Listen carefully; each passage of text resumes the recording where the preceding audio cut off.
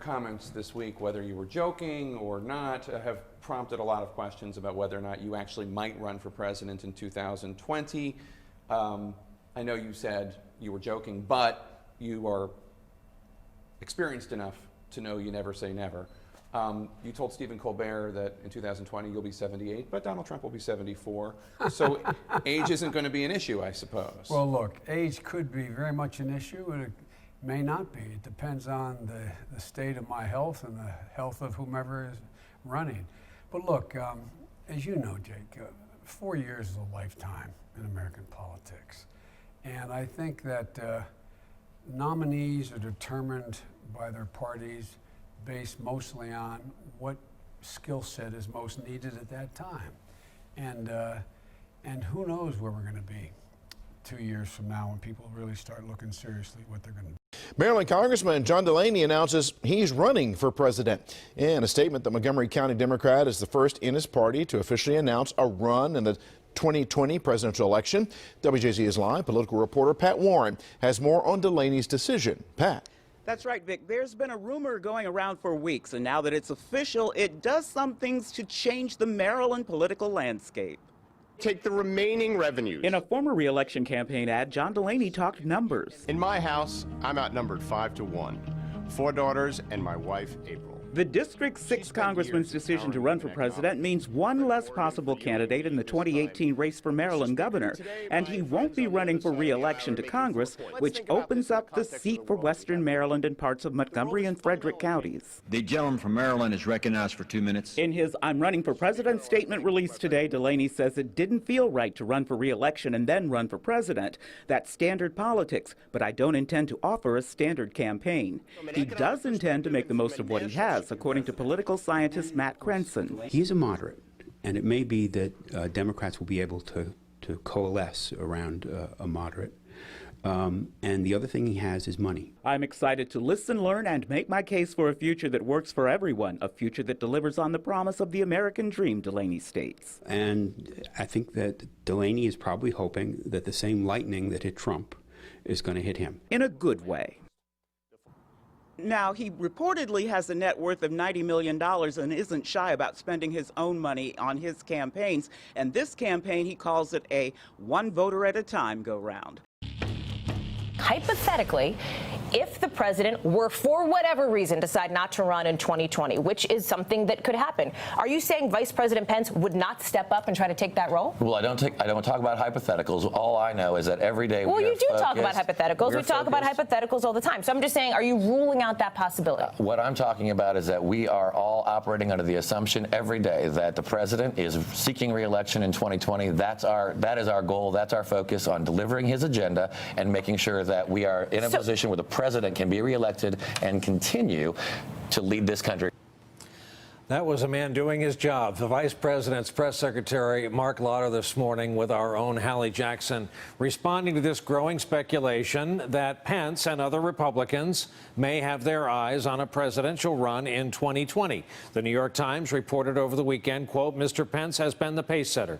Though it is customary for vice presidents to keep a full political calendar, he has gone a step further, creating an independent power base, cementing his status as Mr. Trump's heir apparent, and promoting himself as the main conduit between the Republican donor class and the administration.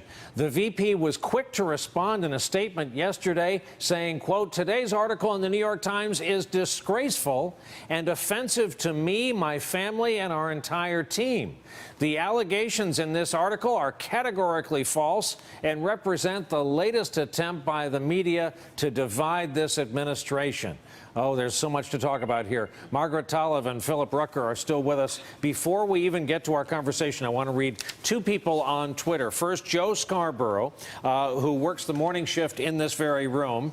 1, first VP to ever set up a PAC. 2, press secretary won't deny 2020 run. 3, building contributor base, not disgraceful, more than likely. And then Paul Begala tonight tweeted, not saying Pence has his eye on the Oval Office, but his Secret Service code name is Frank Underwood.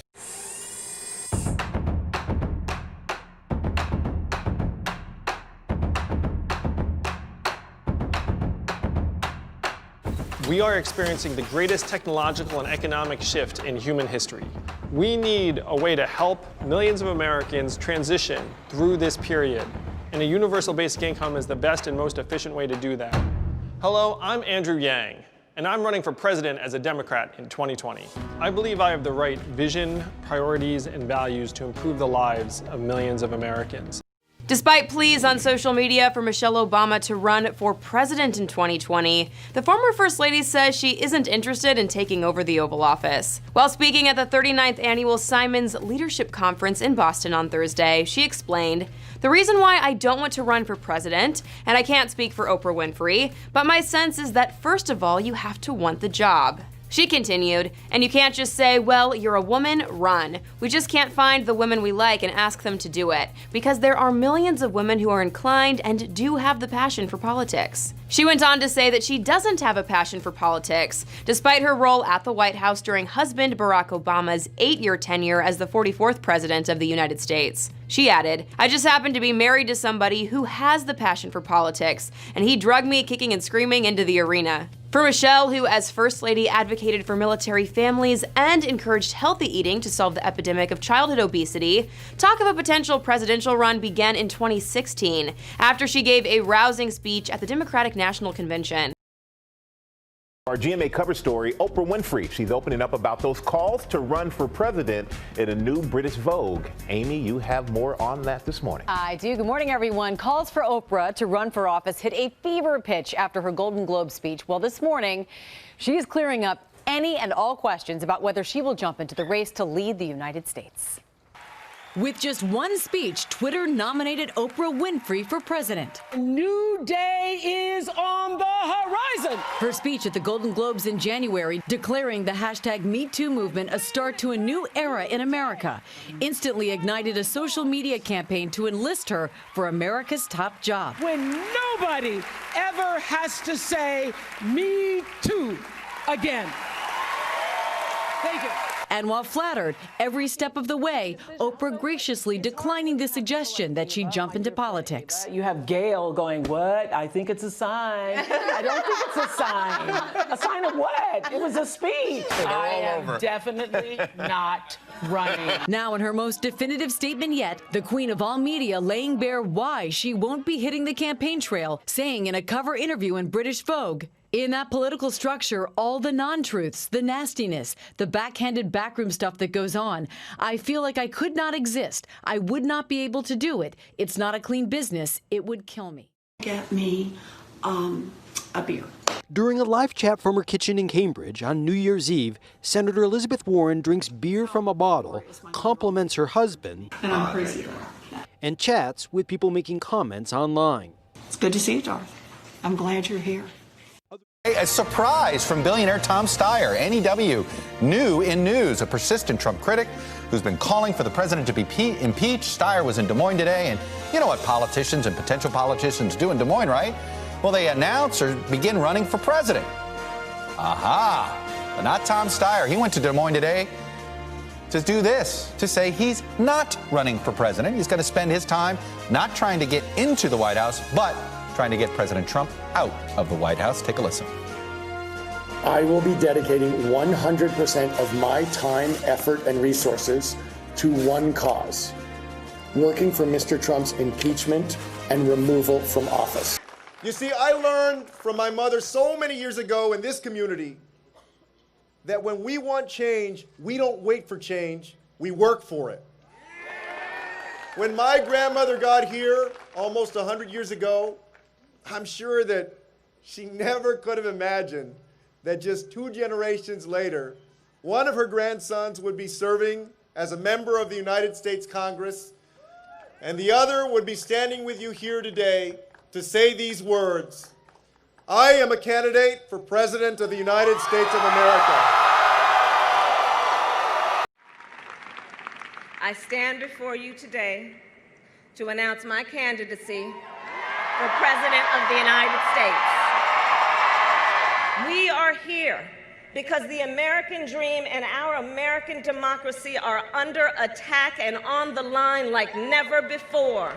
When white supremacists march and murder in Charlottesville or massacre innocent worshipers in a Pittsburgh synagogue, that's not our America. When we have children in cages crying for their mothers and fathers, don't you dare call that border security. That's a human rights abuse. And that's not our America. And let's speak truth. Under this administration, America's position in the world has never been weaker. And as we embark on this campaign, I will tell you this. I am not perfect. Lord knows I am not perfect. But I will always speak with decency and moral clarity and treat all people with dignity and respect. Let's do this.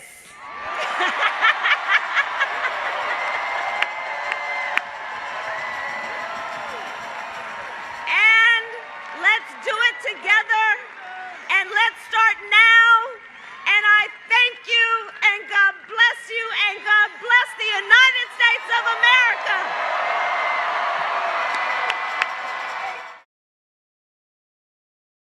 And we have breaking political news. Senator Cory Booker of New Jersey is entering the growing 2020 Democratic primary field. I believe that we can build a country where no one is forgotten, no one is left behind, where parents can put food on the table, where there are good-paying jobs with good benefits in every neighborhood, where our criminal justice system keeps us safe instead of shuffling more children into cages and coffins. Senator Elizabeth Warren tonight with a new apology over a claim about her heritage. It comes after the Washington Post published a handwritten document from 1986 on which Warren identifies her race as American Indian. And the apology comes just days before she's set to officially kick off her presidential campaign. Mary Bruce on the Hill tonight. Dogged by criticism for her claims of Native American heritage, tonight Democratic Senator Elizabeth Warren says she's sorry. It is about an apology from the heart, an apology for not being more sensitive to tribal citizenship and tribal sovereignty. The 2020 presidential hopeful is again facing backlash after the Washington Post published her 1986 Texas bar registration card. There, under race, Warren listed herself as American Indian. It was based on my understanding from my family's stories, but family stories are not the same as tribal citizenship. Warren insists there's no evidence her claims ever advanced her career, but President Trump has long mocked Warren, relishing his nickname for her. Pocahontas, Pocahontas, Pocahontas, Elizabeth Warren. In October, Warren tried to take on Trump by taking a DNA test. What do the facts say? The facts suggest that you absolutely have a Native American ancestor in your pedigree. She was told she had a Native American ancestor in the range of 6 to 10 generations ago. But it didn't quell the controversy. Tonight, still lingering as Warren is set to launch her campaign this weekend. Have you considered dropping out of the race? No answer on that, but Elizabeth Warren and the apology today. Mary Bruce with us from Capitol Hill. There's also news tonight. We're awaiting two others who could join this growing Democratic field looking to take on President Trump, Mary. Yeah, David, Beto O'Rourke, the former Texas congressman whose Senate race catapulted him to national prominence, was pressed by Oprah Winfrey about his next move, saying he will make a decision by the end of this month. And Amy Klobuchar, the Minnesota senator, is set to unveil her 2020 plans on Sunday. David, she could become the 5th female member of Congress to jump in the race. Growing field. Mary Bruce with us tonight. Thank you, Mary. This is the fight of our lives, the fight to build an America where dreams are possible, an America that works for everyone. And that is why I stand here today to declare that I am a candidate for President of the United States of America. First, we need to change the rules to clean up Washington and the corruption. Now, we all know the Trump administration is the most corrupt in living memory. even after Trump is gone, it won't do just to do a better job of running a broken system. We need to take power in Washington away from the wealthy and well-connected and put it back in the hands of the people where it belongs. This is our moment to dream big, fight hard, and win. Thank you. I don't have a political machine. I don't come from money. But what I do have is this. I have grit. I have family, I have friends, I have neighbors, and I have all of you who are willing to come out in the middle of winter. All of you who took the time to watch us today from home. All of you who are willing to stand up and say people matter. I'm asking you not to look down and not to look away anymore. I'm asking you to look up, to look at each other, to look at the future before us. Let us rise to the occasion and meet the challenges of our day. Let us cross the river of our divides and walk across our sturdy bridge to higher ground. You're going to run for president. I am going to run for president. That's correct. What's going to be different this time? We're going to win. We are going to also launch what I think is unprecedented in modern American history, and that is a grassroots movement, John, to lay the groundwork for transforming the economic and political life of this country. That's what's different. Bottom line for me is I think it is absolutely imperative that Donald Trump be defeated, because I think it is unacceptable and un-American, to be frank with you, that we have a president who is a pathological liar, and it gives me no pleasure to say that, but it's true. We have a president who is a racist, who is a sexist, who is a xenophobe, who is doing what no president in our lifetimes has come close to doing, and that is trying to divide us up. But all of your opponents will say, we've got to get Donald Trump out of the White House. That's not your distinguishing characteristic, so... That is not my distinguishing characteristic. I think what I am very proud of, and in a sense, this campaign, John, is a continuation of what we did in 2016. You will recall, you may recall, that in 2016, many of the ideas that I talked about, Medicare for all, raising the minimum wage to $15 an hour, making public colleges and universities tuition free. All of those ideas, people will say, oh, Bernie, they're so radical, they are extreme. The American people just won't accept those ideas. Well, you know what's happened in over 3 years? All of those ideas and many more are now part of the political mainstream. So you're saying the party came your way? Well, I don't want to say that. I think most people would say that. Is that your argument then against your competitors, which is, I was Medicare for all before Medicare for all was cool? I guess that's one way of looking at it, but it's no. I sort of look at it and say, how does he not run? So proud of you guys. We will see you out there down the road. All right, is he running or not? Many in the political arena are looking at Texas's Beto O'Rourke.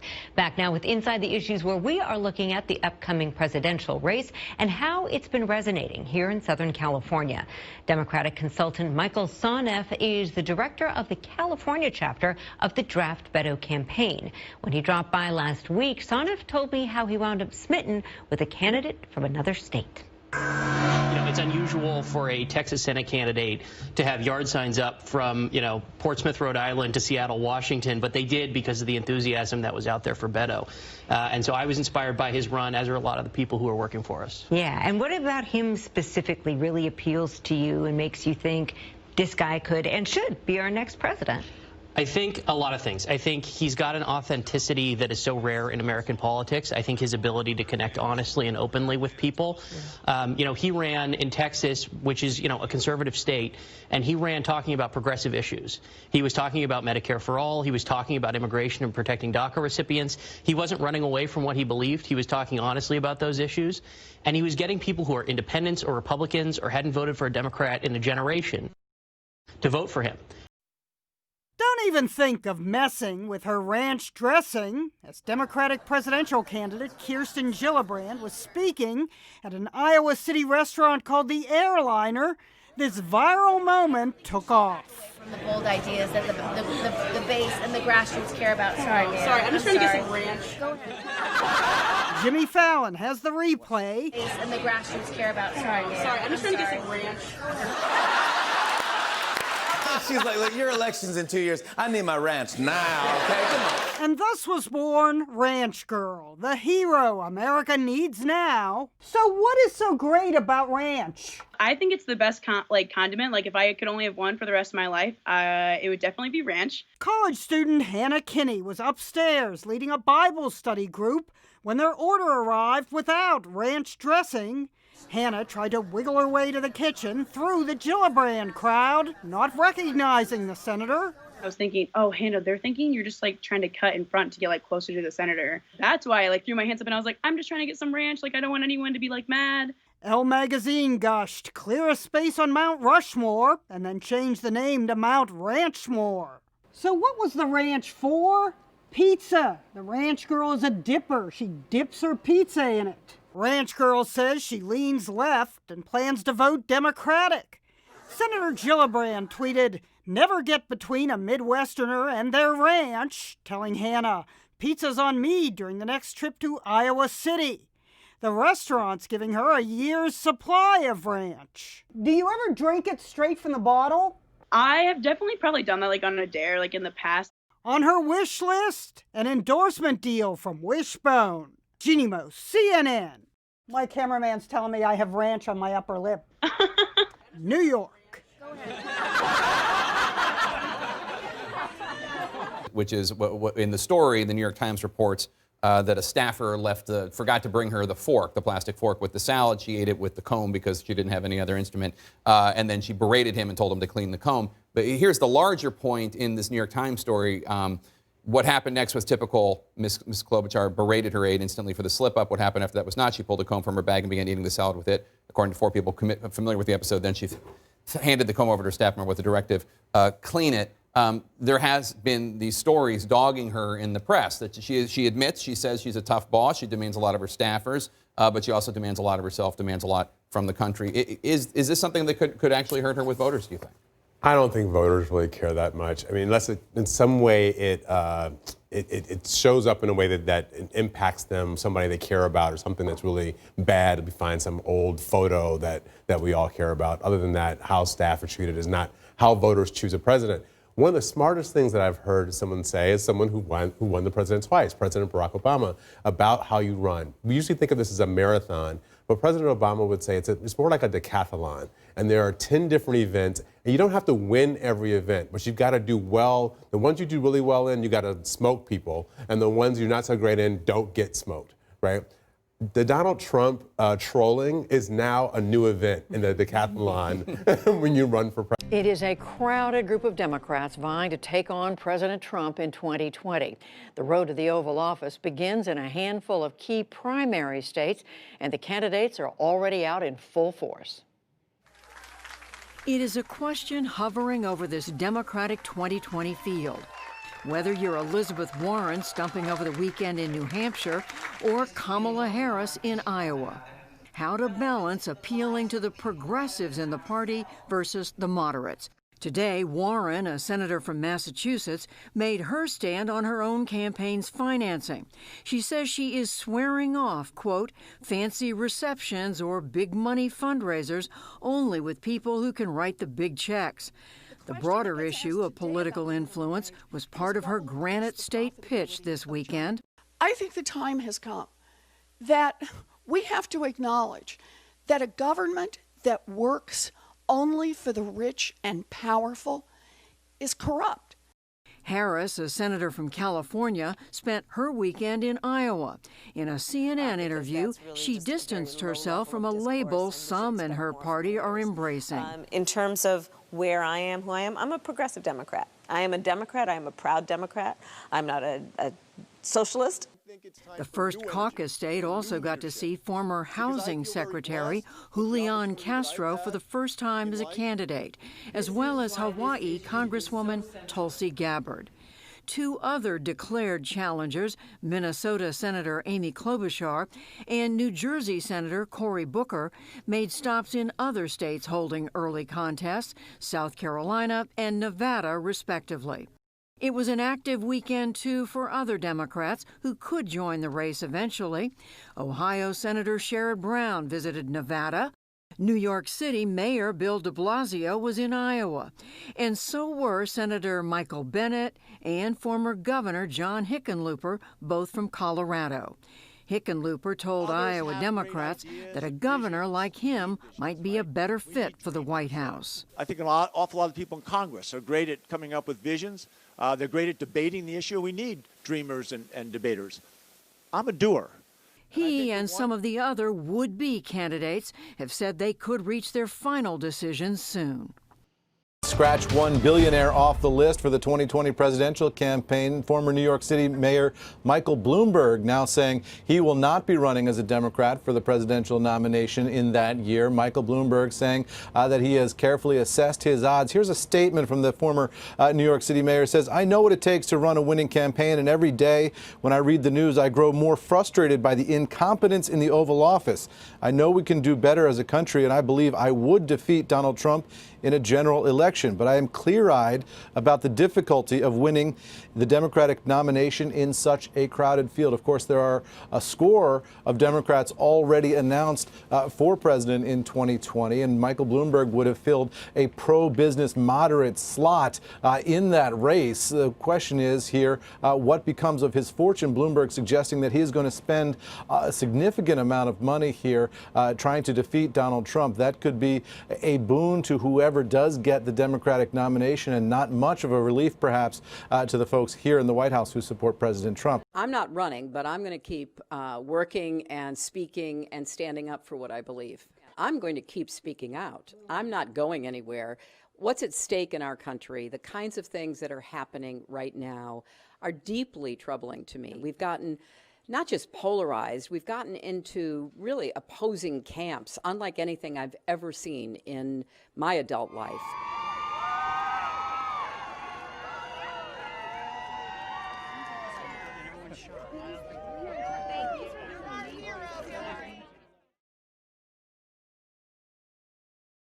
Welcome back tonight in 2020 Vision. We have a brownout. Ohio Senator Sherrod Brown says he will not be running for president. We fight for our progressive values. We fight for the dignity of work. It's who we are. It's how we govern. It's how we won. And it's how we will win again in 2020. Sherrod Brown said today he'll continue that fight from the Senate, not the presidential campaign trail.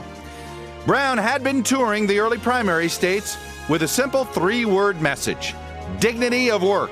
Dignity of work. Dignity of work. Dignity of work. Dignity of work. Dignity of work. Brown said today he expects that idea will be a part of Democrats' messaging in 2020.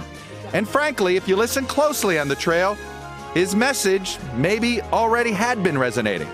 We have to reward and recognize the dignity of work, right? There is dignity in all work and career professionals. We've got to give it the dignity of the work that is being performed.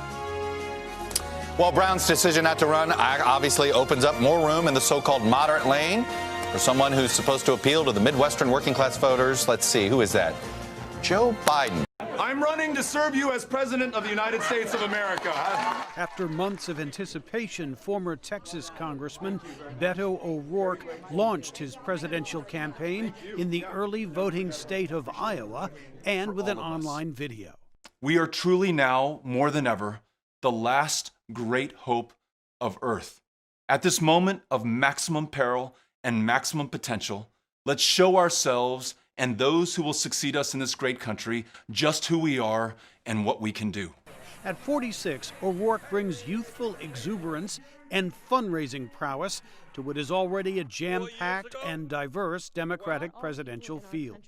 The former congressman came to national attention last year after he nearly defeated Texas Republican Senator Ted Cruz in a campaign that inspired Democrats well beyond the borders of that conservative state. We're not going to define ourselves by who or what we are against or afraid of or scared of. At the White House, President Donald Trump said he was ready to take on a Democratic nominee next year, whether it is O'Rourke or someone else. I've never seen so much hand movement. I said, is he crazy or is that just the way he acts? So I think it's going to be tough for somebody, but you know what? Whoever it is, it makes no difference to me whatsoever. Tonight, after 5 days of mounting pressure, former Vice President Joe Biden is acknowledging that some of his behavior has made women uncomfortable and is trying to explain. I always tried to be, in my career, I've always tried to make a human connection. That's my responsibility, I think. I shake hands, I hug people, I grab men and women by the shoulders and say, you can do this. And now Biden is promising to change his ways, calling it his responsibility. Social norms have begun to change, they've shifted. And the boundaries of protecting personal space have been reset. And I get it. I get it. I hear what they're saying. I will be more mindful and respectful of people's personal space. And that's a good thing. That's a good thing. With Biden's would-be campaign in crisis mode, President Trump is relishing the moment. I was going to call him, I don't know him well. I was going to say, welcome to the world, Joe. You having a good time, Joe?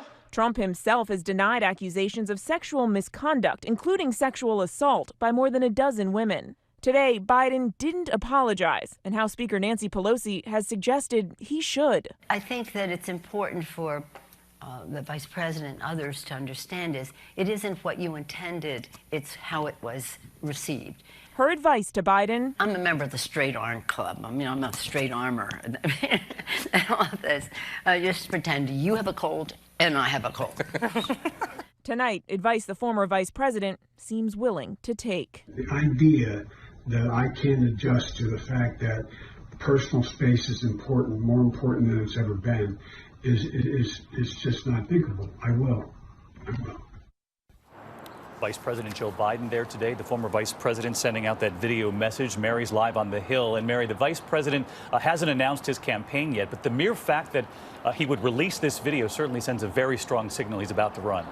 Well, David, Biden certainly is responding to all of this like someone who is going to run for president. And a source close to Biden tells us that these accusations do not at all impact his decision. And today, Biden announced his first public event since all of this began. He will be speaking to union workers here on Friday. To do what is right. We deserve a president who inspires us to stand for something greater than ourselves. Look up at that tower. A shrine to greed, division, and vanity. Now, look around you.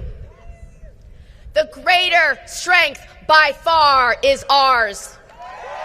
The people of this country deserve a president worthy of your bravery. A president who not only sets an example, but follows yours. Your bravery inspires me every day. And that is why I'm running for president of the United States. When I came out in 2015, it was for the simple reason that I was finally ready. I had been wrestling with my sexuality for years. And if I had not deployed to Afghanistan, I might never have found the courage to come out. So I knew when I did come home safely in 2014 that it was just going to be a matter of time. Inconveniently, that time came in the middle of my re-election campaign. It came while Mike Pence was governor of Indiana.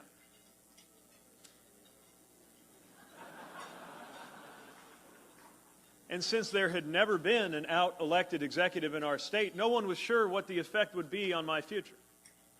Would people in our socially conservative community embrace me and continue to judge me based on the job that I did for them? Or would they turn on me, unable to look past the fact that who I was something they had been brought up to reject? There was only one way to find out for sure. So I wrote an op-ed for the newspaper, waited to see what would happen. And to make a very long story short, what happened was that re-election night where we got 80% of the vote. Pete Buttigieg, the mayor of South Bend, Indiana, officially announced he's running for president on Sunday. The forces changing our country today are tectonic. That's why this time it's not just about winning an election. It's about winning an era. Buttigieg's announcement came after he formed an exploratory committee back in January. Buttigieg, who previously served in Afghanistan, was first elected mayor of Indiana's fourth largest city in 2011. He was 29 years old at the time, making him the youngest mayor of a city with at least 100,000 residents. Since then, he's run for chair of the Democratic National Committee. If Buttigieg were to secure his party's nomination, he'd be the first openly gay presidential nominee from a major political party. Despite initially seeming like a long-shot contender when he first announced his exploratory committee, Buttigieg has since raised more than $7 million. According to fundraising numbers polled by CNN, that's more money raised in the first quarter of 2019 than the majority of 2020 Democratic presidential hopefuls. Meet candidate number 20. That's him in the middle, Joe Biden. Maybe you've heard of him. How does it feel to be the front runner? Well, it's real early. To the surprise of fully no one, today jumping into the race to take on Donald Trump for the White House. In so doing, slamming the president on video. But if we give Donald Trump 8 years in the White House, he will forever and fundamentally alter the character of this nation, who we are, and I cannot stand by and watch that happen. Biden calls the 2020 election a battle for the soul of America. That's why today I'm announcing my candidacy for President of the United States. 8 years as Barack Obama's vice president helps make Biden the Democratic front runner. For now, the truth is, for the party, it's complicated. What is the best way to beat Trump? A strongly progressive candidate? They've got plenty of those. Or someone more to the middle? And how important is diversity or depth of political experience? Indeed, is less suddenly better? All of which leads to that other question. Is it even okay to now nominate an old white man? Old guard, say Biden critics, with old attitudes. Lately challenged for being too touchy-feely with women. I'm fine. How are you? How are you doing? Juliana? Then again, say Biden backers, there's this. I'd like to order pepperoni pizza to go. Ease with the most coveted voting bloc of all these days, working-class Americans of all ages, backgrounds, genders. Today, glad-handing with the very kind of people Trump won over in 2016, reminding everyone the only goal is the White House. Bottom line, Biden's in. Paul Hunter, CBC News, Washington. It is official. Mayor de Blasio is running for president. I will not rest until this government serves working people. The mayor announced his run with a YouTube video this morning, and already he's taking shots at President Trump, who he called con Don this morning. The president was quick to fire back, tweeting that de Blasio was considered the worst mayor in America. De Blasio is the 24th Democrat to enter the race, but he's wasting no time kicking off his campaign. He's heading to Iowa tonight, and he'll campaign in South Carolina over the weekend. The mayor faces an uphill battle if he wants to clinch the Democratic nomination. His previous polling has fallen flat. De Blasio was the only potential candidate with a negative net favorability rating in a March Monmouth University survey. And in last month's Quinnipiac University poll, a staggering 76% of New York City voters said the mayor shouldn't even run. Senator, are you sick of all the talk of how you'd be a perfect running mate? You know, listen, I think that, sure, if people want to speculate about running mates, I encourage that, because I think that Joe Biden would be a great running mate. As vice president, he's proven that he knows how to do the job, and there are certainly a lot of other candidates that would make, for me, a very viable and interesting vice president. Oh no, Beto. That's the reaction today after presidential candidate Beto O'Rourke live-streamed his visit to the barber, where he got a back massage and had his ear hair trimmed. We're cutting out some of this ear hair that you get when you get older. The barbershop live stream comes on the heels of a trip to the dentist earlier this year. White House counselor to the president, Kellyanne Conway, tweeting, "Oh no, Beto, stop forcing us to look in your mouth at the dentist or hear about your ear hairs at the barbershop." Kamala Harris was on stage during Move On's Big Ideas Forum. Watch. And a big. Hey.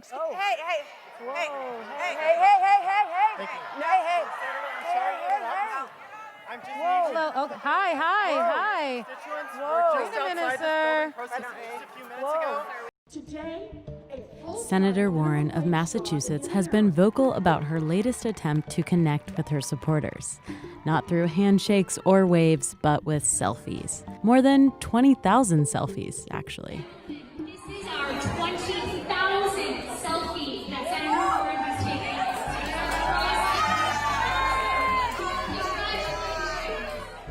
And now 20,000 The photo line is, in some ways, it's the best part of all of the campaign. Disease control. And I want to run president when I... Good! There were all kinds of folks in line last night. People who introduced themselves as cowboys, teachers, and a couple of people who came up and said, "I had the same job your daddy had. I'm a janitor." 3 generations right here. I met a woman who's a truck driver, and her wife is a teacher. Some visitors even pass her handwritten notes, which she occasionally shares with her Facebook followers. Thank you. Oh, dear future President Warren. I've been a fan ever since you designed the CFPB. Warren is certainly not the only presidential candidate who entertains or attracts a selfie line, but she has been promoting it in the early stages of her campaign. It's unclear if Warren's efforts to interact with her followers will truly make a difference for her as she competes with more than 20 other presidential candidates, but it could show some voters that she is eager to connect with them. With every ounce of heart and might and sweat and soul, we're going to keep making America great again. And then we will indeed keep America great. We will keep it so great. Better than ever before. We're going to keep it better than ever before. And that is why tonight I stand before you to officially launch my campaign for a second term as President of the United States. Thank you.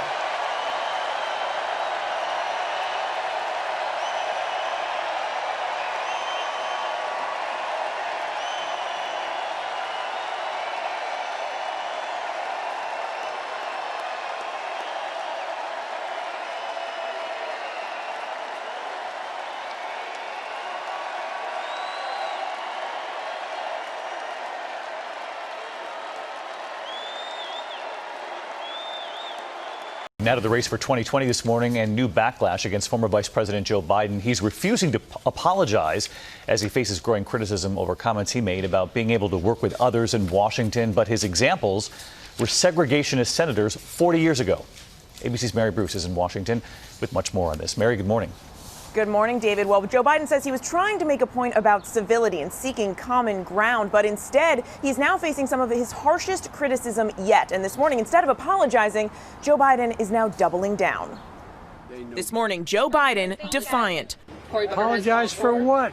Refusing to apologize for touting his ability to find common ground with senators he disagreed with, even segregationists. The point I'm making is you don't have to agree. You don't have to like the people in terms of their views, but you just simply make the case and you beat them. Biden is facing sharp criticism for recalling his work with 2 staunch segregationists. At a fundraiser Tuesday, Biden describing Senator Herman Talmadge of Georgia as one of the meanest guys I ever knew, but adding, well, guess what? At least there was some civility. We got things done. And recalling Senator James Eastland of Mississippi, Biden said, he never called me boy. He always called me son. Biden's 2020 rival, Senator Cory Booker, demanding an apology. Somebody running for president of the United States, somebody running to be the leader of our party, should know that using the word boy in the way he did can cause hurt and pain. Vice President Biden shouldn't need this lesson. Other candidates also slamming Biden's comments as tone deaf. For the vice president to somehow say that what we're seeing in this country today is a function of partisanship or a lack of bipartisanship completely ignores the legacy of slavery and the active suppression of African Americans. To coddle the reputations of segregationists, of people who, if they had their way, I would literally not be standing here as a member of the United States Senate, is, I think, it's misinformed and it's wrong. But Biden is not backing down. There's not a racist bone in my body. I've been involved in civil rights my whole career. Period. Period. Period. Now, Biden actually took it a step further, saying that it was Senator Cory Booker who owes him the apology. And guys, so far out on the 2020 campaign trail, the candidates have been pretty hesitant not to attack each other directly. With these comments from Biden, that is clearly changing. Michael. All right, Mary, definitely this is escalated. Thank you. I do not believe you are a racist. And I agree with you when you commit yourself to the importance of finding common ground. But I also believe, and it's personal, and I was actually it was hurtful to hear you talk about the reputations of two United States senators who built their reputations and career on the segregation of race in this country. And it was not only that, but you also worked with them to oppose busing. And, you know, there was a little girl in California who was part of the second class to integrate her public schools. And she was bused to school every day. And that little girl was me. It's a mischaracterization of my position across the board. I did not praise racist. That is not true, number one. Number two, if we want to have this campaign litigated on who supports civil rights and whether I did or not, I'm happy to do that. I was a public defender. I didn't become a prosecutor. I came out and I left a good law firm to become a public defender when in fact my city was in flames because of the assassination of Dr. King. In terms of busing, the busing, you would have been able to go to school the same exact way because it was a local decision made by your city council. That's fine. That's one of the things I argued for. I ran because of civil rights. I continue to think we have to make fundamental changes in civil rights. And those civil rights, by the way, include not just only African Americans, but the LGBT community. But Vice President Biden, do you agree today that you were wrong to oppose busing in America then? No. Do you agree? I did not oppose busing in America. What I opposed is busing ordered by the Department of Education. That's what I opposed. Well, there was a failure of states to integrate public schools in America. I was part of the second class to integrate Berkeley, California public schools almost 2 decades after Brown v. Board of Education. Because your city council made that decision. It was a local decision. So that's where the federal government must step in. That's why we have the Voting Rights Act and the Civil Rights Act. That's why we need to pass the Equality Act. That's why we need to pass the ERA, because there are moments in history where states fail to preserve the civil rights of all people. I have supported the ERA from the very beginning when I ran Vice President Biden, 30 seconds, because I want to bring other people into this. I supported the ERA from the very beginning. I'm the guy that extended the Voting Rights Act for 25 years. We got to the place where we got 98 out of 98 votes in the United States Senate doing it. I've also argued very strongly that we, in fact, deal with the notion of denying people access to the ballot box. I agree that everybody, once they, in fact, they should. Anyway, my time's up. I'm sorry. Sorry we haven't talked more tonight about how we're going to beat Donald Trump. I have an idea about Donald Trump. Donald Trump is not going to be beaten just by insider politics talk. He's not going to be beaten just by somebody who has plans. He's going to be beaten by somebody who has an idea what this man has done. This man has reached into the psyche of the American people, and he has harnessed fear for political purposes. So, Mr. President, if you're listening, I want you to hear me, please. You have harnessed fear for political purposes, and only love can cast that out. So sir, I have a feeling you know what you're doing. I'm going to harness love for political purposes. I will meet you on that field, and, sir, love will win. Ms. Williamson, thank you. In Commitment 2020 tonight, billionaire Tom Steyer tells News 9 how he plans to stand out from the large Democratic field of presidential hopefuls. In his first New Hampshire interview since announcing his campaign today, Steyer told WMUR's John DeStaso that while the rest of the candidates are talking about health care, he thinks the focus should be on policies that would work. A campaign spokesman says Steyer plans to visit here later this month. We recognize New Hampshire. First of all, it's a critical early primary state, first primary state. So anybody who's serious about this nomination, and I certainly am, has to take it as a critical place to be. Steyer has been a vocal advocate for President Trump's impeachment. He's a graduate of Phillips Exeter Academy. House Democrats pushing for answers on new reports about Donald Trump's migrant facilities. The person in charge, Kevin McClellan, testifies next week before Congress. He's been denying not only publicly reported facts, but his own agency's description of these conditions. Add to that new reporting from our colleagues at NBC News. A federal investigation has launched after NBC obtained these incident reports from this Arizona facility. A 16-year-old boy complaining about water tasting like chlorine. Agents took the mats out of their cell in retaliation of that boy's cell, and then he had to sleep on concrete, allegedly. A tearful mother's visible pain captured members of Congress. It's like they tore out a piece of my heart, like they tore out my soul. Yasmin Juarez says her 19-month-old daughter caught a viral lung infection at a U.S. immigration detention site. After neglect and mistreatment during their 20-day maximum stay at the holding center, she says.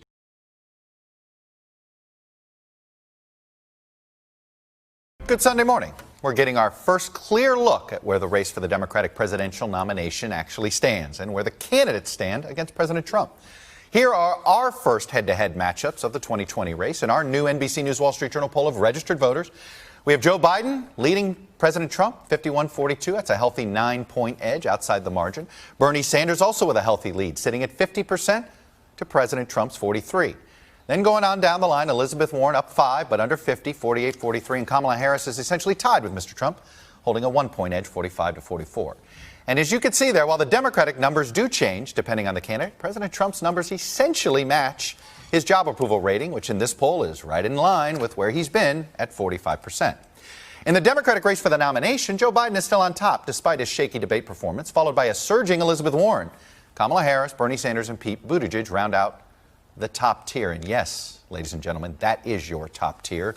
Sorry to everybody else these days. Looking at the rest of the field, look at this. Only Andrew Yang and Beto O'Rourke even reached 2%. And there's a real prospect that the remaining 1%ers and lower than that, 17 of them, won't even qualify for the third debate in September and will be forced out of the race. Ultimately, the real story of our poll is that two separate and distinct races are emerging on the Democratic side, each defined by the magnitude of change voters are looking for. There's the small change, get things done, restoration side, represented by Joe Biden. And the big change, take risks, side that favors Elizabeth Warren. I get it. There is a lot at stake and people are scared. But we can't choose a candidate we don't believe in just because we're too scared to do anything else. And we can't ask other people to vote for a candidate we don't believe in. Democrats win when we figure out what is right and we get out there and fight for it. I am not afraid. And for Democrats to win, you can't be afraid either. Congressman Delaney, your response? So I think Democrats win when we run on real solutions, not impossible promises. When we run on things that are workable, not fairy tale economics. Look at the story of Detroit, this amazing city that we're in. This city is turning around because the government and the private sector are working well together. That has to be our model going forward. We need to encourage collaboration between the government, the private sector, and the nonprofit sector, and focus on those kitchen table, pocketbook issues that matter to hardworking Americans, building infrastructure, creating jobs, improving their pay, Thank you, Congressman. creating universal health care, lowering drug prices. Senator we can Warren. do it. You know, I don't understand why anybody goes to all the trouble of running for president of the United States just to talk about what we really can't do and shouldn't fight for.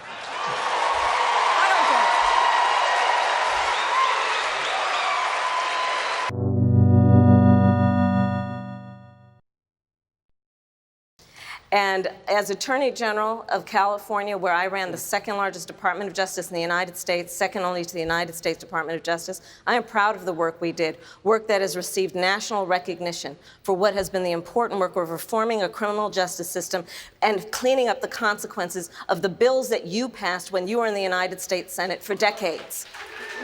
It was the work of creating one of the first in the nation initiatives around re-entering former offenders and getting them jobs and counseling. Thank you, Senator. I did the work as Attorney General of putting body cameras on special agents in the state of California, and I'm proud of that work. I want to bring in Congresswoman Gabbard. Congresswoman Gabbard, you took issue with Senator Harris confronting Vice President Biden at the last debate. You called it a, quote, false accusation that Joe Biden is a racist. What's your response? I want to bring the conversation back to the broken criminal justice system that is disproportionately negatively impacting Black and brown people all across this country today.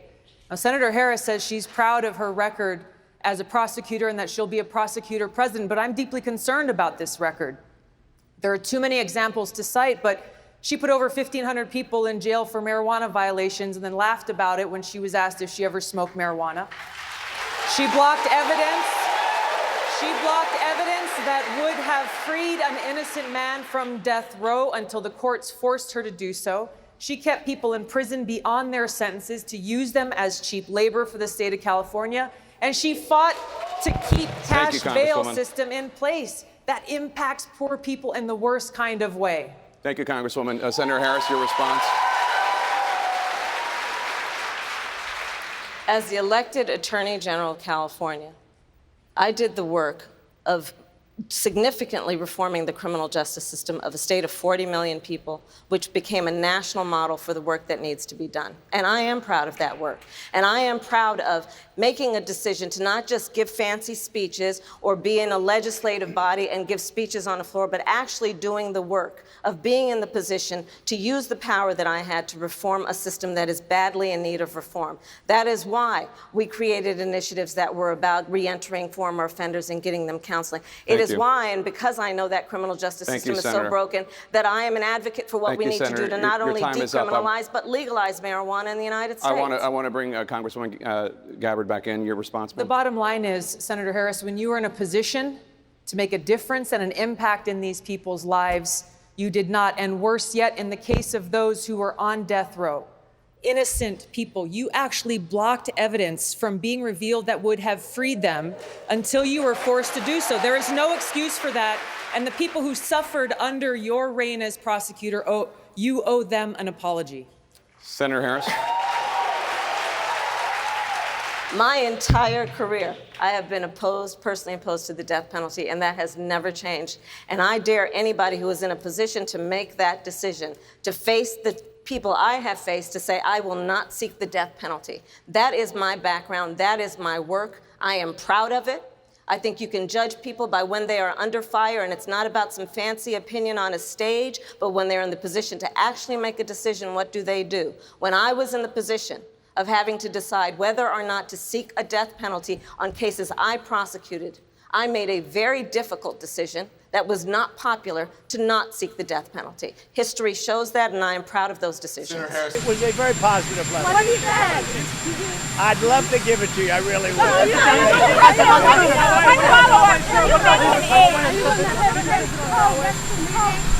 We have. Kim Jong-un mentioned about next meeting, next summit talk. I think we'll have another meeting.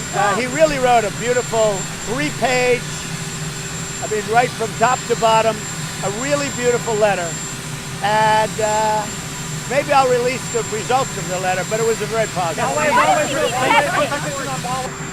No, he wasn't. He wasn't happy with the test, the war games. The war games on the other side with the United States. And as you know, I've never liked it either. I've never liked it. I've never been a fan. You know why? I don't like paying for it. We should be reimbursed for it. And I've told that to South Korea, but I don't like it either. But I said do this because this was a big test. This was a turnover of various areas to South Korea. I like that because that's what should happen.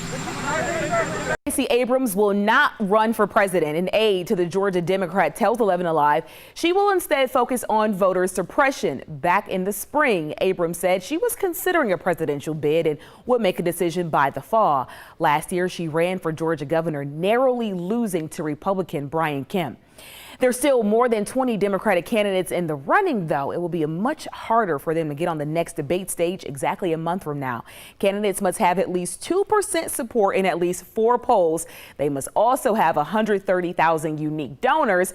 That includes at least 400 individual donors in at least 20 states. It's winding down. The deadline is August 28th. Yeah. I watched what happened when the kids from Parkland marched up to, and I met with them, and then they went off to up on the hill when I was vice president. Poor kids are just as bright and just as talented as white kids. We choose truth over facts. Biden had a stretch of 4 days in Iowa. Almost at each step, he had a gaffe, some of them larger than others, but misstatements throughout, coming at the same moment as there have been questions about him and his age.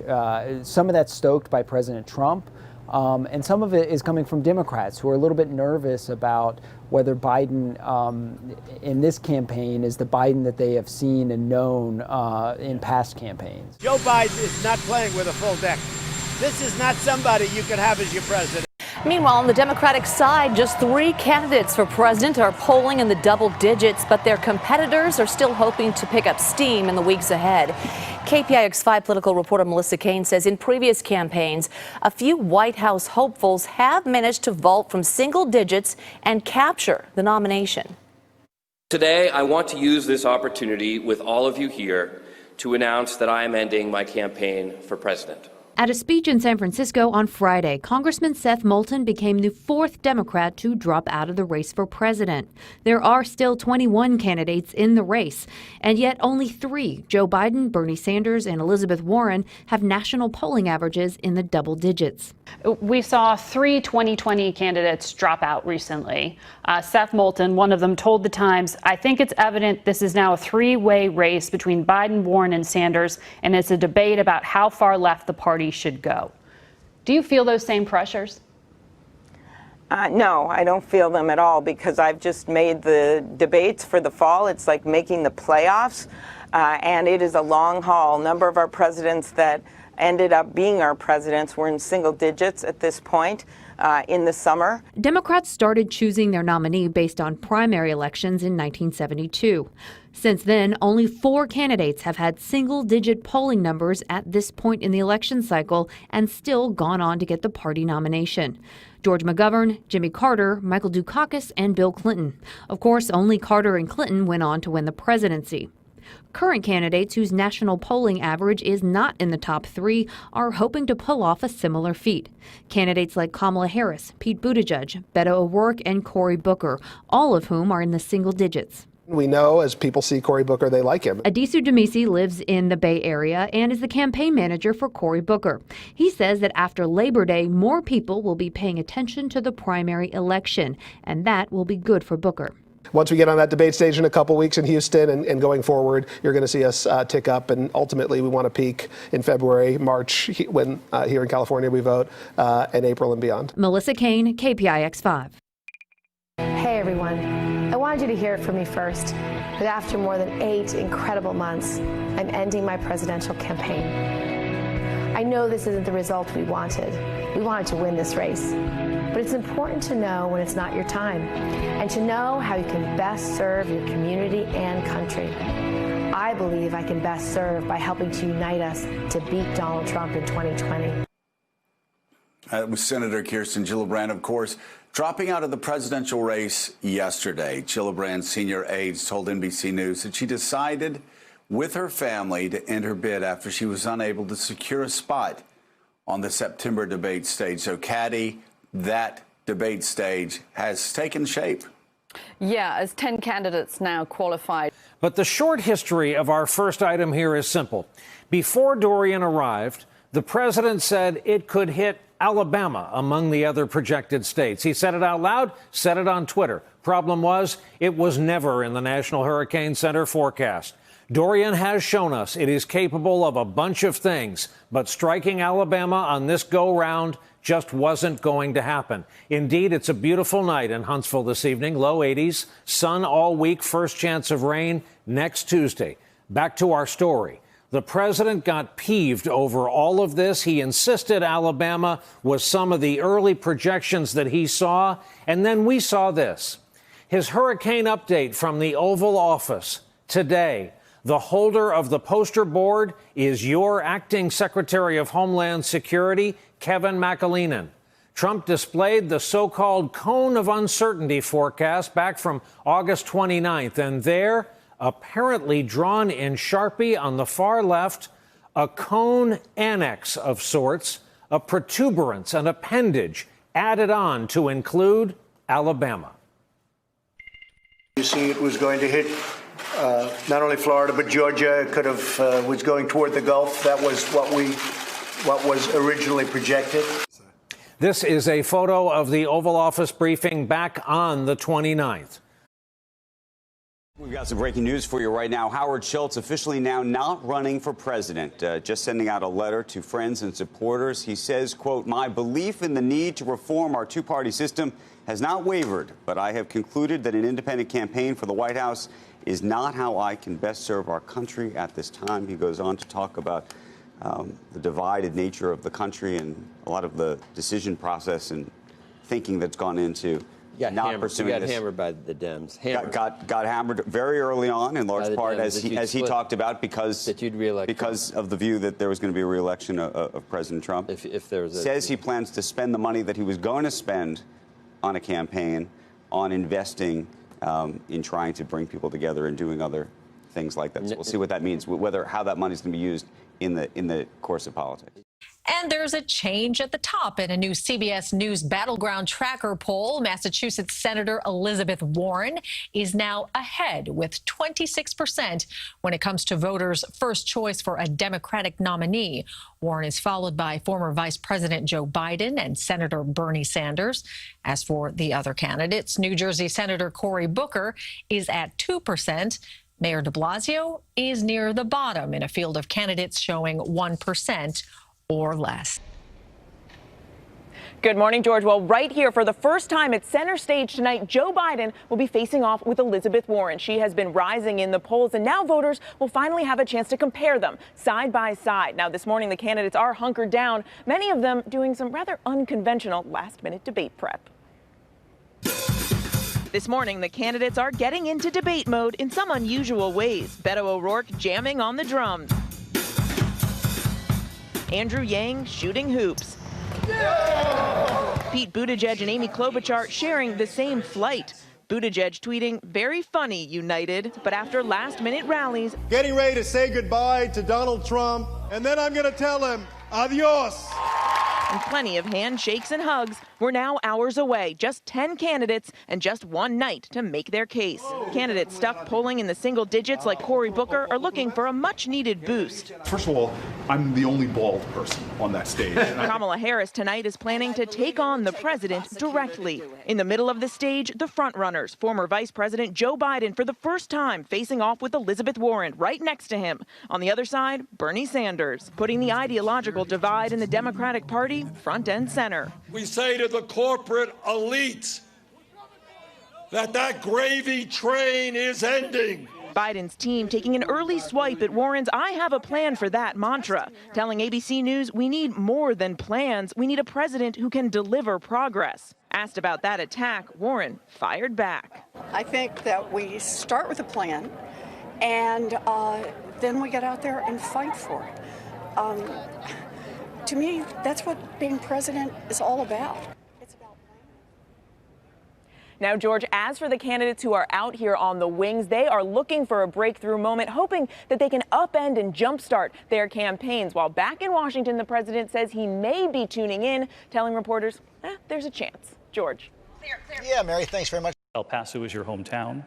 Some on this stage have suggested a voluntary buyback for guns in this country. You've gone further. You said, quote, Americans who own AR-15s and AK-47s will have to sell them to the government, all of them. You know the critics call this confiscation. Are you proposing taking away their guns, and how would this work? I am. If it's a weapon that was designed to kill people on a battlefield, if the high impact, high velocity round, when it hits your body, shreds everything inside of your body because it was designed to do that so that you would bleed to death on a battlefield and not be able to get up and kill one of our soldiers. When we see that being used against children, and in Odessa, I met the mother of a 15-year-old girl who was shot by an AR-15, and that mother watched her bleed to death over the course of an hour because so many other people were shot by that AR-15 in Odessa and Midland. There weren't enough ambulances to get to them in time. Hell yes, we're gonna take your AR-15, your AK-47. We're not gonna allow it to be used against our fellow Americans anymore. Congressman, thank you. And I wanna say this. I'm listening to the people of this country. The day after I proposed doing that, I went to a gun show in Conway, Arkansas, to meet with those who are selling AR-15s and AK-47s and those who are buying those weapons. And you might be surprised, there was some common ground there. Folks who said, I would willingly give that up, cut it to pieces. I don't need this weapon to hunt, to defend myself. It is a weapon of war. So let's do the right thing, but let's bring everyone in America into the conversation, Republicans, Democrats, gun owners, and non-gun owners alike. Make a point. Secretary Castro, thank you so much for joining us. Good to be with you. So early on in this debate, you had a moment with Vice President Biden that so many Democrats are talking about, social media is talking about. We want to roll that clip right now. Are you forgetting what you said 2 minutes ago? Are you forgetting already what you said just 2 minutes ago? I mean, I can't believe that you said 2 minutes ago that they had to buy in, and now you're saying they don't have to buy. You're forgetting that. I said anyone like your grandmother who has no money. We need a healthcare system. You're automatically enrolls people regardless of whether they choose to opt in or not. If you lose your job, for instance, his healthcare plan would not automatically enroll you. You would have to opt in. My healthcare plan would. That's a big difference. I'm fulfilling the legacy of Barack Obama, and you're not. I'll be surprised to hear. Now, Secretary Castro, we reviewed the transcript, but before I tell you what we found in the transcript, do you regret that? No, we were having a debate about healthcare policy, and, last time we were on stage in Detroit, Senator Harris said that Vice President Biden's plan leaves 10 million people uncovered. Vice President Biden at the time said that wasn't the case. Fact checkers went back and they said, yeah, actually it is the case, that his plan does leave 10 million people uncovered. I heard him describe his plan, and he said, as I looked at the transcript, that... So you checked the transcript as well? Of course I did. Of course I did. And this is an argument about healthcare policy. So this is important, right? We're talking about a policy that is going to impact every single person in this country. So what he said in the transcript was that if you lose your job, that you could automatically buy in to his plan. You need to catch the distinction here. Right. When he says you can automatically buy in, there is no automatic about it because people aren't all going to be able to buy in. The difference is, in my plan and some of the other plans that have been laid out, you don't have to buy in. You automatically would be enrolled. That's the distinction here. So I know that some have suggested... Right. No. It's the difference between him saying that you could, if you lose your job, you could automatically buy in. That means if you have to buy something, you have to affirmatively do something, right? That means that 10 million people are going to be left uncovered. In my plan, you wouldn't have to buy in. You would automatically be put in that plan without buying in. That's an important distinction. This is not about personalities. It's not about individuals. This is about healthcare policy. But I think part of the problem was maybe it's not even about policy. The problem, I think, for some Democrats, from what we're hearing, what we're reading, is that it was the tone. It was almost like you were taking a shot at his age. Was that fair? Was that necessary? I wasn't taking a shot at his age. I was taking a shot at the fact that he had just said the words buy in. You would have to buy in. So I said, look, you just said that you would have to buy in. He said, no, I didn't. I said, did you forget that you just said that you would have to buy in? Right. So, did you just forget what you said 2 seconds ago? Yeah, so what I'm saying is that when you look at the transcript and you understand the healthcare policy and the meaning of that, the significance of that, the difference is that 10 million people would get left out under his plan. That's why that's so important. I learned a lot. And I learned that it makes a difference. This was the diving board area, and I was one of the guards, and they weren't allowed to. There was a 3-meter board. And if you fell off sideways, you landed on the darn cement over there. And Corn Pop was a bad dude. And he ran a bunch of bad boys. And I did. And back in those days, to show how things have changed, one of the things you had to use, if you used pomade in your hair, you had to wear a bathing cap. And so he was up on the board, wouldn't listen to me. I said, "Hey, Esther, you, off the board, or I'll come up and drag you off." Well, he came off. And he said, "I'll meet you outside." My car, these were all public housing behind it. My car, there was a gate out here. I parked my car outside the gate. And he said, "I'll be waiting for you." He was waiting for 3 guys in straight razors. Not a joke. There was a guy named Bill Wright, Mouse, the only white guy, and he did all the pools. He was the mechanic. And I said, "What am I going to do?" He said, "Come down here in the basement where mechanics, where all the pool filter is. You know the chain, there used to be a chain that went across the deep end. And he cut off a 6-foot length of chain. He folded up, he said, "You walk out with that chain. And you walk to the car and say, 'You may cut me, man, but I'm going to wrap this chain around your head.'" I said, "You kidding me?" He said, "No, if you don't come back." And he was right. So I walked out with the chain. And I walked up to my car.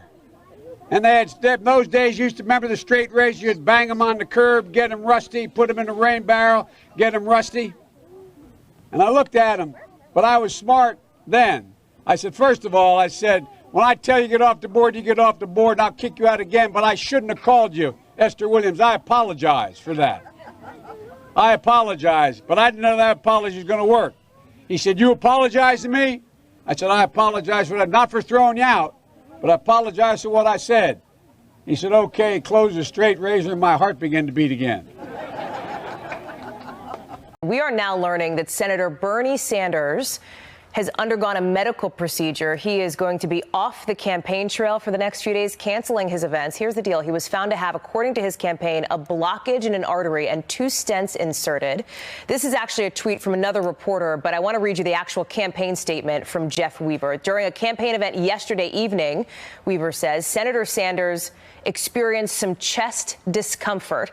Following medical evaluation and testing, he was found to have that blockage. 2 stents were inserted. Weaver says, his campaign advisor says that Senator Sanders is in good spirits. He is conversing, says he's going to be resting up over the next few days. That is why his events and appearances are canceled, at least until further notice. They're going to continue to provide appropriate updates. Ali Vitale is back with us now, who covers the campaign trail for us, one of our road warriors at NBC News.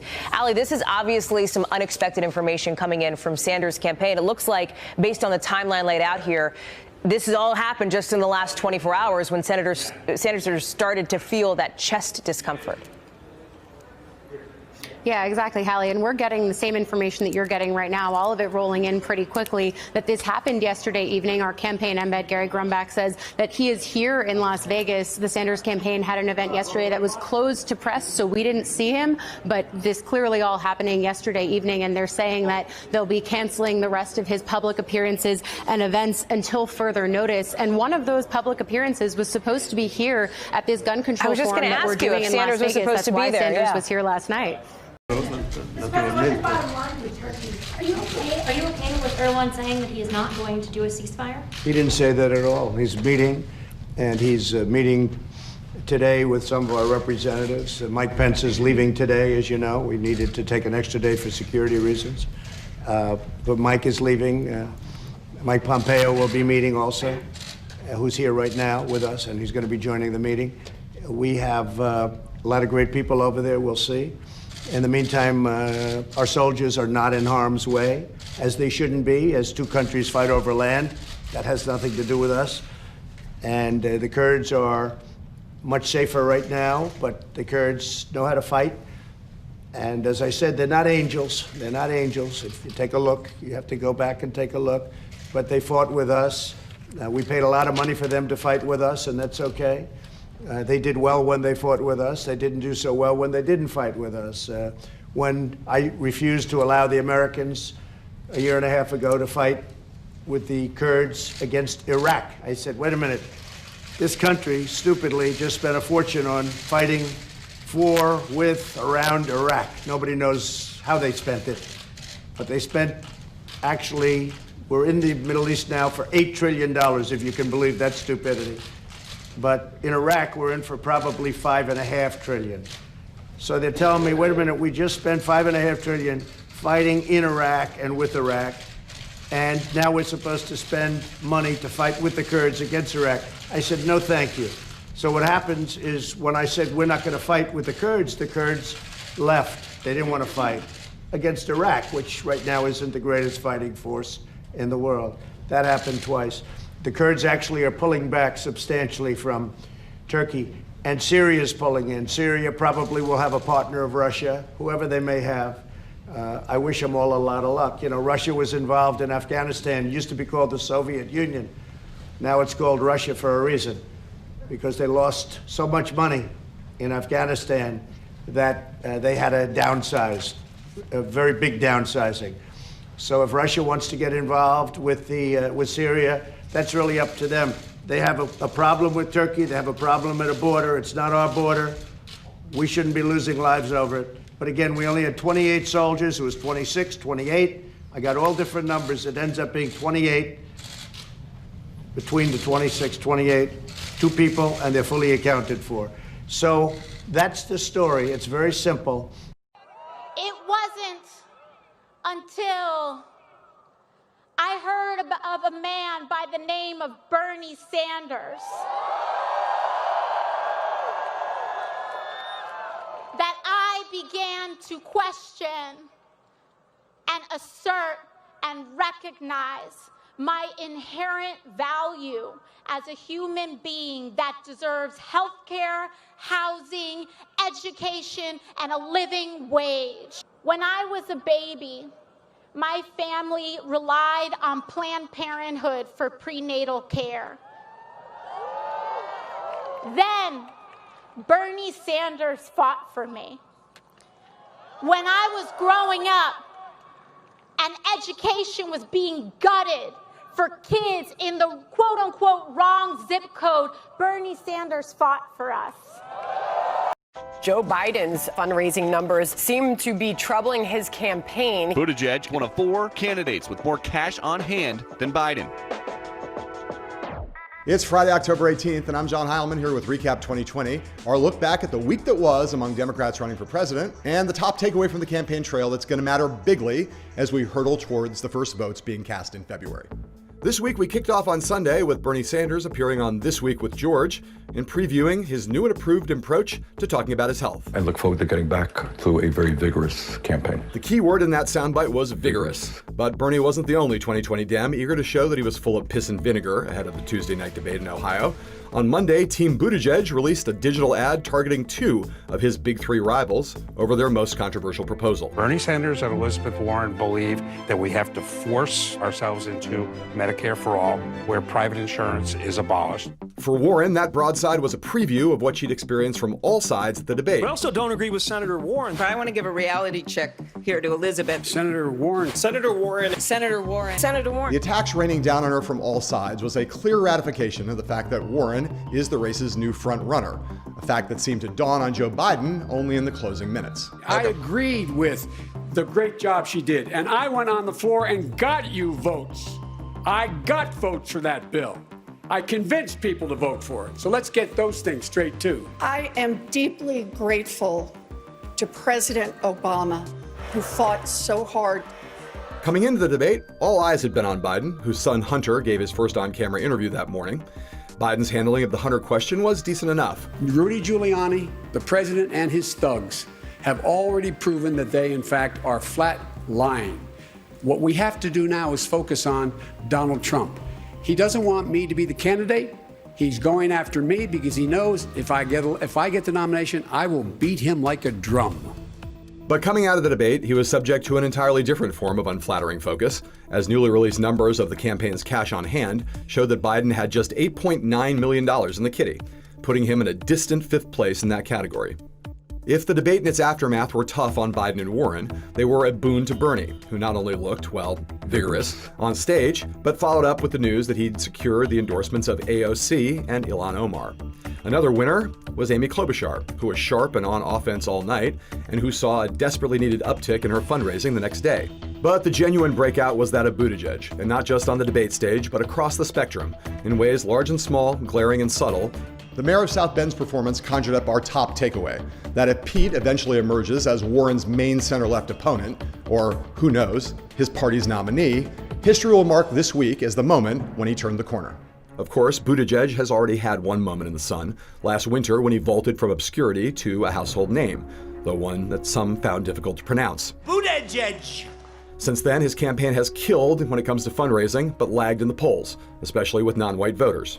What Pete did this week, though, was score a trifecta that suggests he may be headed for a second surge. Point one, that cash on hand number, $23.4 million, which means he'll have enough dough to compete at the highest level in the 4 early small states in February and the big ones in March.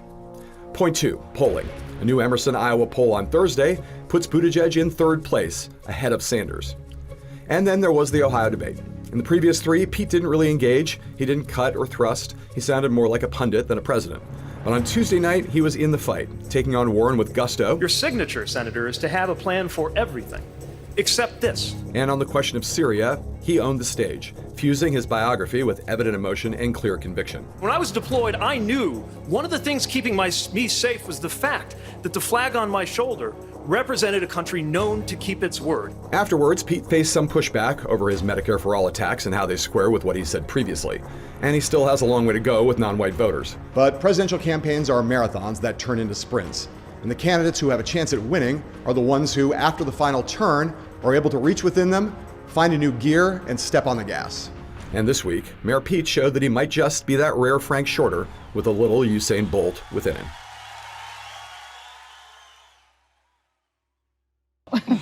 Right.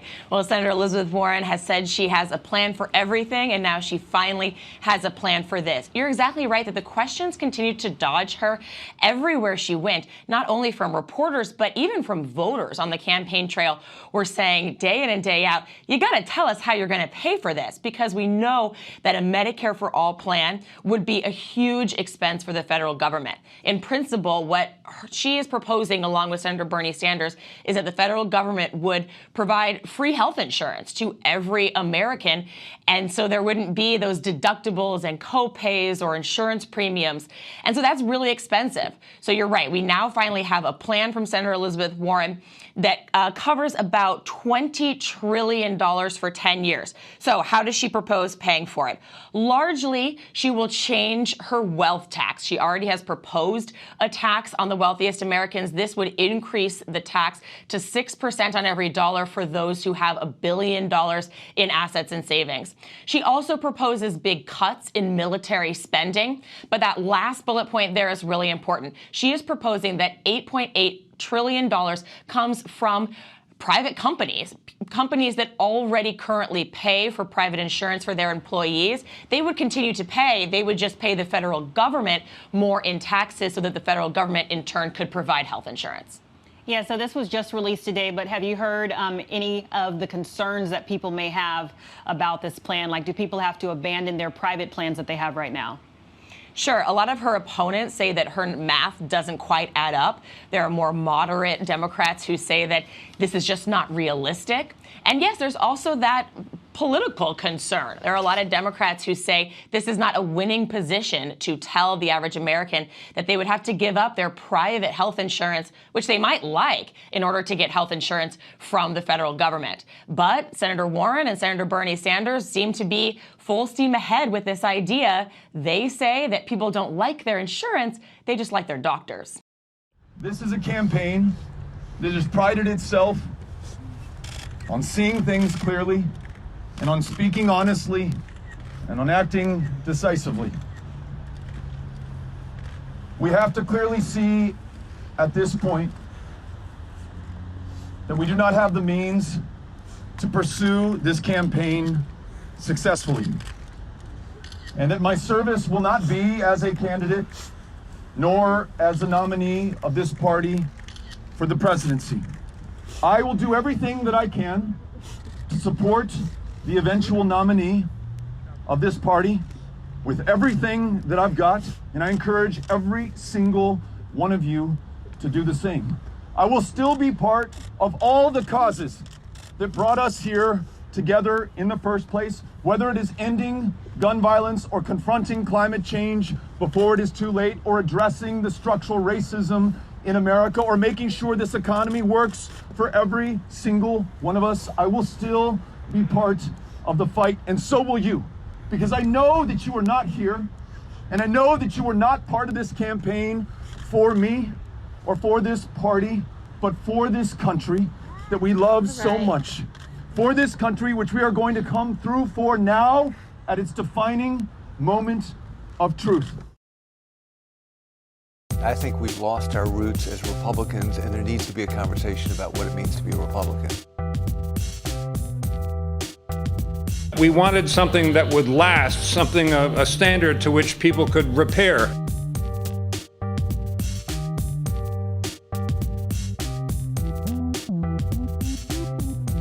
You propose some of the strictest gun control laws in the country.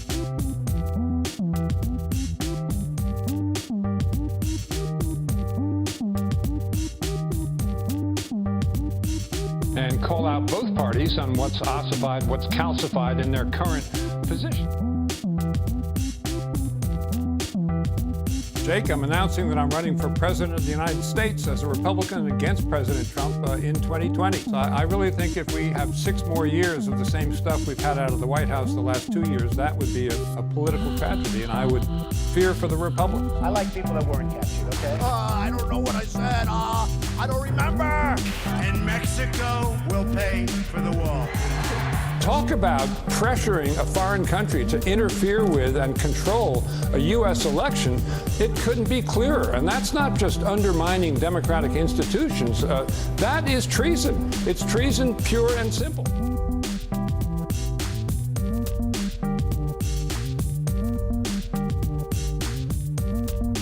We better be prepared to do darn near anything.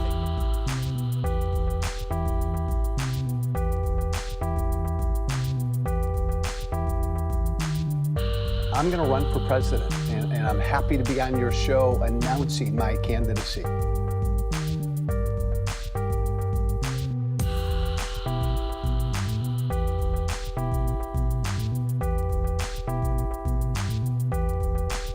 When I said Barack Obama was a Muslim, that was a horrible thing to say. There's nothing to defend. This president betrayed his country again this week. Donald Trump is a traitor. This president needs to be impeached.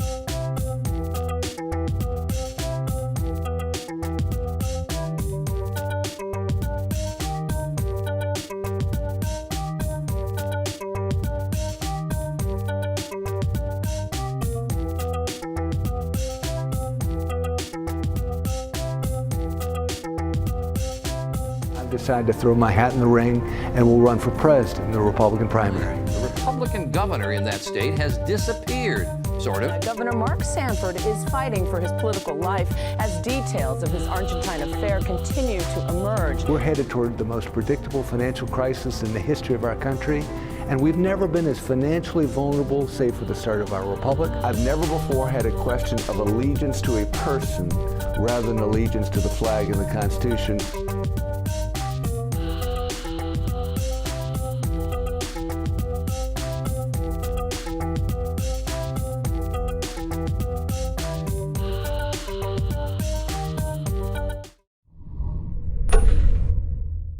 We do have some breaking political news. Mark Sanford, a Republican challenger to President Trump, has dropped out of the race. WMUR political director Adam Sexton is with the former South Carolina governor and U.S. representative right now, who confirmed just moments ago that he is suspending his campaign.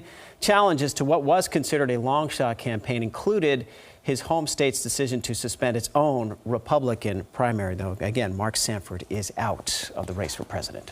After years of will he or won't he, 3-term New York Mayor Michael Bloomberg, a former Republican turned independent, now a Democrat, in a Virginia diner today, now a presidential candidate.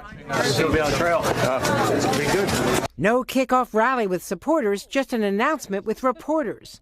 I am running for president to defeat Donald Trump and to unite and rebuild America. Fearing a Biden slump, a Warren surge, and a Trump victory, Bloomberg saw an opening, launching a record $30 million in TV ads. to instant criticism from his opponents. Michael Bloomberg is making a bet about democracy in 2020. He doesn't need people, he only needs bags and bags of money. The self-made mega billionaire is skipping the early primaries. But can Bloomberg win over African Americans despite his stop and frisk program, ruled unconstitutional for targeting people of color? He apologized a week ago. I was wrong, and I'm sorry. Bloomberg's campaign tells us he thinks only a moderate can beat President Trump in the critical battleground states. The test for Bloomberg, though, is persuading enough Democrats to get the chance to take on the president. The largest, most diverse Democratic field in history, now shrinking to a debate stage that could be down to 6 candidates later this month, all of them white. It is with deep regret, but also with deep gratitude, that I am suspending our campaign today. After a campaign that launched like a rocket last winter with 20,000 supporters. Let's do this! Forced to quit even before Iowa, hemorrhaging money and sagging in the polls, with a blast at the billionaires now in the race, Mike Bloomberg and Tom Steyer, who have unlimited campaign money. I'm not a billionaire. I can't fund my own campaign. Her Democratic opponents expressing regrets. Sometimes campaigns have a way of tearing people apart or breaking down friendships. For us, it's brought us closer. Her leadership and her voice will continue to be extremely important as a national figure. She is really a solid person. I'm sure she's not dropping out and wanting to make the changes she cares about. It's a damn shame now that the only African-American woman in this race who has been speaking to issues that need to be brought up is now no longer in it. It was Harris's challenge to Joe Biden over race that propelled her to the top tier last June. As the only black person on this stage, I would like to speak on the issue of race. There was a little girl in California who was part of the second class to integrate her public schools, and she was bused to school every day. And that little girl was me. But a month later, she stumbled over the costs of her health care plan. You can't beat President Trump with double talk on this plan. Before long, Harris was behind in the money race, cutting back staff and counting on Iowa. I'm planning on moving to Iowa. At the last debate, Harris was vying for attention. I have more people supporting me in the black community. The only African-American woman that ever been elected to the United States Senate. No, my point is, that's not true. The other one is here. In the end, Harris was polling only 5% with African-American voters, compared to 43% for Biden. Harris trying to lift the mood of her campaign staff in Baltimore in a video tweeted by an aide overnight with the caption, "Being a leader is not about who you beat down, it's about who you lift up." But you, on the other hand, sent your son over there to get a job and work for a gas company that he had no experience with gas or nothing, in order to get access to the public for the president. So you're selling access to the president just like he is. So You're a damn liar, man. That's not true. And no one has ever said that? No one has heard that? I see it on the TV. You see it on the TV. No, I know you do. And by the way, that's why I'm not sedentary. I get up and no, let him go. Let him go. Look, the reason I'm running is because I've been around a long time and I know more than most people know. And I can get things done. That's why I'm running. And you want to check my shape on, let's do push-ups together here, man. Let's run. Let's do whatever you want to do. Let's take an IQ test. Number two, no one has said my son has done anything wrong, and I did not on any occasion. And no one has ever said it. Not I didn't say you were doing anything wrong. You said I set up my son to work in an oil company. Isn't that what you said? Get your words straight, Jack. That's what I hear on MSNBC. You don't hear that on MSNBC. You did not hear that at all. What you heard, look, okay, I'm not going to get in an argument with you, man. Well, I don't want to. Well, yeah, you do, but look, here's the deal. Senator Warren, 45 seconds to respond. So the mayor just recently had a fundraiser that was held in a wine cave full of crystals and served $900 a bottle wine. Think about who comes to that. He had promised that every fundraiser he would do would be open door, but this one was closed door. We made the decision many years ago that rich people in smoke-filled rooms would not pick the next president of the United States. Billionaires in wine caves should not pick the next president of the United States. Mr. Mayor, your response. You know, according to Forbes magazine, I am literally the only person on this stage who's not a millionaire or a billionaire. So if this is important, this is the problem with issuing purity tests you cannot yourself pass.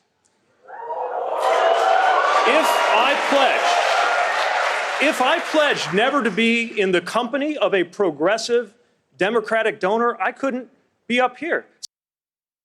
More and more they're recognizing that you're the one who is actually going to get it done. Just days after Julian Castro ended his own presidential bid, the former San Antonio mayor and Housing and Urban Development secretary said he's backing Senator Elizabeth Warren for the Democratic nomination. Castro announced the endorsement in a video posted to Twitter Monday.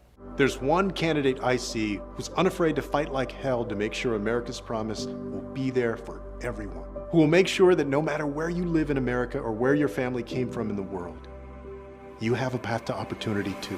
Castro will campaign alongside Warren this week. Warren's office said he'll join her at an event in New York Tuesday. The 2020 race for president, with the new poll indicating Senator Bernie Sanders may be surging in that crowded Democratic Iowa field.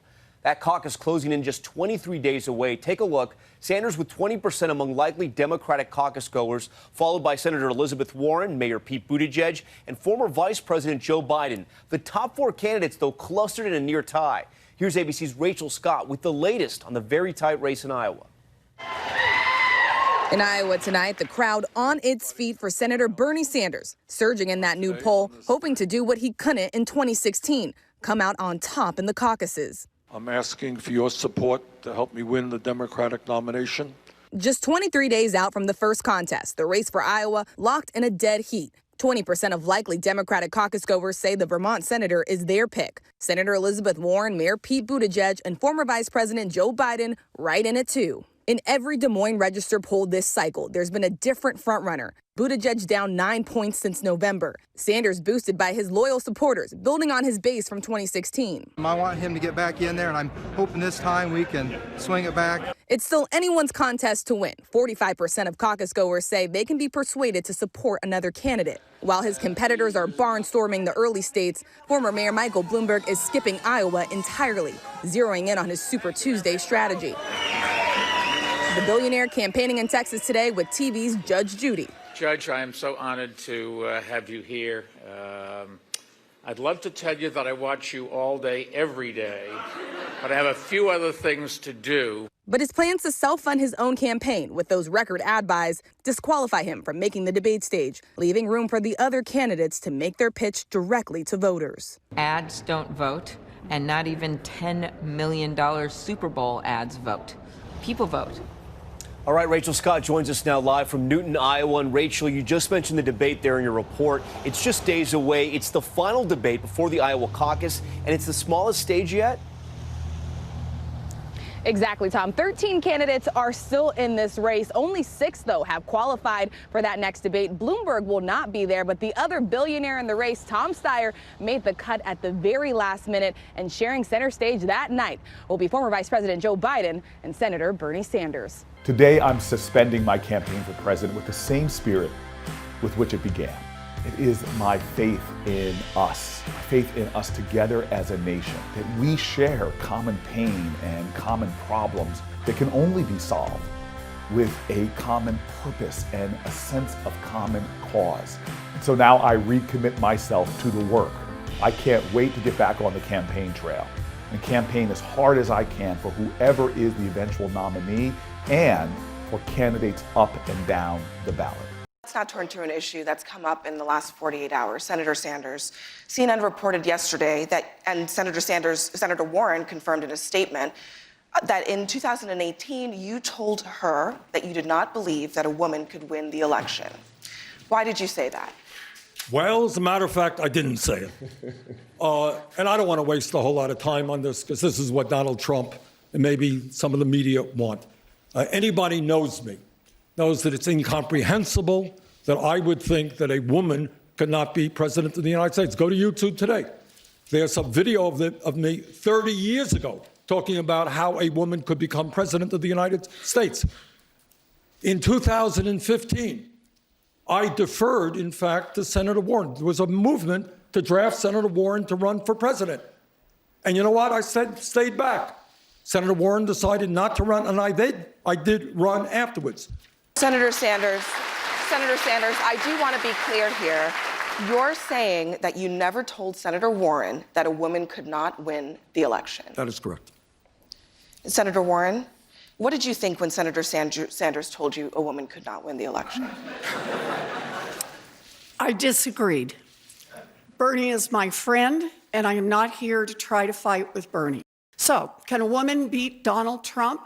Look at the men on this stage. Collectively, they have lost 10 elections. The only people on this stage who have won every single election that they've been in are the women, Amy and me. Mayor Pete has 3 years as an analyst at McKinsey. I have 30 years of international business experience. I can beat Trump on the economy. We're going to have to beat him on the economy. And I look forward to taking him down in the fall on the debate stage. Mayor Buttigieg. You demoted me. I was actually an associate, but that's okay. If a guy like Donald Trump keeps trying to use religion to somehow recruit Christianity into the GOP, I will be standing there not afraid to talk about a different way to answer the call of faith and insist that God does not belong to a political party. I am ready to take on this president. President Trump, who has no problem mocking people, using insulting nicknames, slinging mud, and telling lies. The debate against him will make tonight's debate look like child's play. Are you prepared for that? I am prepared for that. Look, I've been the object of his affection now more than anybody else in this state.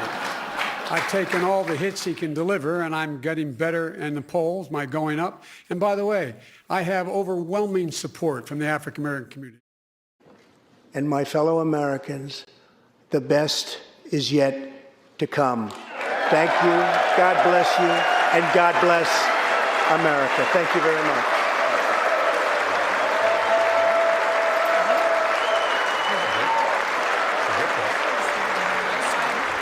She did. Wait. Sure did.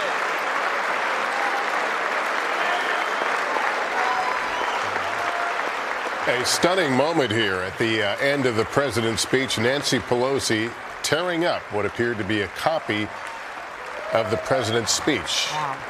And this on the heels of a moment earlier where she seemed to offer her hand for a handshake, and he either didn't see it, he didn't shake her hand in any event. She didn't use the usual flourish in introducing him. It is my high honor and privilege. So when we said that there was a partisan rancor inside this room, we were telling you there certainly is. In fact, 2 members of Congress have tweeted that they walked out during this speech. And some boycotted, we should know.